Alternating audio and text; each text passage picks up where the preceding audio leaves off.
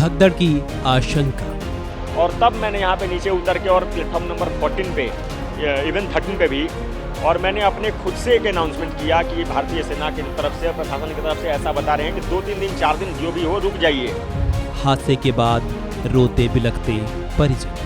हम लोग तो किसी तरह से निकल गए। मेरी ननद बेचारी उधर ही उसका वेट कर रहे थे कि अब आएगी वो, लेकिन जब गए तो उसके सारे कपड़े बिखरे पड़े थे, वो मर चुकी।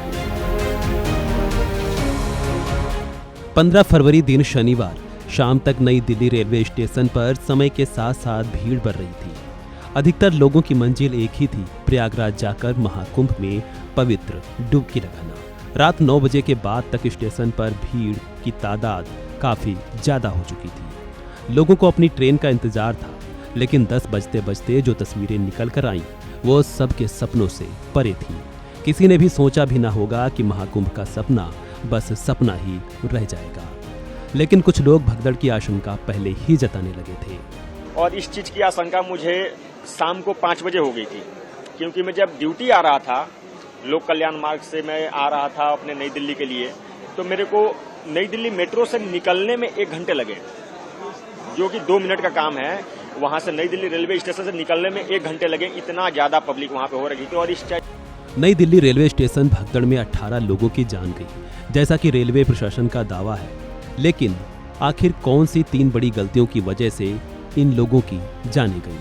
क्या सरकार इसको लेकर कुछ छुपा रही है क्या? इन सवालों की इस वीडियो में करेंगे बात। इस हादसे पर दैनिक भास्कर ने विस्तार से एक रिपोर्ट की है। इसमें ऐसे सवालों पर ही बात की गई है और जिसमें बताया गया है कि भीड़ के बावजूद टिकट बिक्री पर रोक न लगाना। रिपोर्ट्स के मुताबिक 15 फरवरी की शाम नई दिल्ली रेलवे स्टेशन पर प्रयागराज के लिए या वहां से होकर जाने वाली 5 ट्रेनें शेड्यूल थीं। इनमें 3 ट्रेनें अपने तय समय से देरी से चल रही थीं। उनके यात्री भी प्लेटफॉर्म पर इंतजार में थे। शुरुआती जांच में सामने आया है कि लगातार बढ़ती भीड़ के बीच हर घंटे 1500 टिकट बेचे गए, जिसके चलते लगातार भीड़ बढ़ती रही। बढ़ती भीड़ के बीच इंतजाम नहीं। बीते 2 वीकेंड से नई दिल्ली रेलवे स्टेशन पर प्रयागराज जाने वाले यात्रियों की संख्या लगातार बढ़ रही थी। 15 फरवरी को शनिवार यानी वीकेंड का दिन था। भीड़ बढ़ने की आशंका भी थी, लेकिन इसको लेकर कोई अग्रिम कदम नहीं उठाया गया। मौके पर मौजूद वीडियोज और प्रत्यक्षदर्शियों के मुताबिक इक्का दुक्का ही वहां पर सुरक्षा कर्मी दिख रहे थे, जिनके लिए स्थिति संभालना मुश्किल रहा।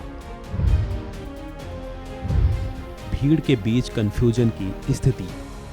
डीसीपी रेलवे KPS मल्होत्रा के हवाले से कहा जा रहा है कि भीड़ के बीच कंफ्यूजन की स्थिति पैदा करना भी इसकी वजह रही है। रेलवे पुलिस ने अपने बयान में कहा है कि प्लेटफॉर्म पर आने वाली 2 ट्रेनों का नाम एक जैसा था, प्रयागराज एक्सप्रेस और प्रयागराज स्पेशल। जैसा ही अनाउंस हुआ कि Prayagraj special train platform number 16 से चलेगी, तो महाकुंभ जाने वाले यात्रियों के बीच कंफ्यूजन की स्थिति बन गई और वो प्लेटफॉर्म 14 की जगह 16 की ओर दौड़ पड़े और भगदड़ की स्थिति बनी।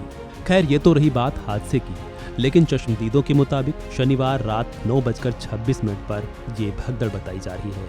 लेकिन 10:30 बजे तक अस्पताल में बॉडी पहुंचने लगी थी और इसके बाद भी सरकार और प्रशासन ने 3 घंटे तक इसे छिपाने की कोशिश भी की।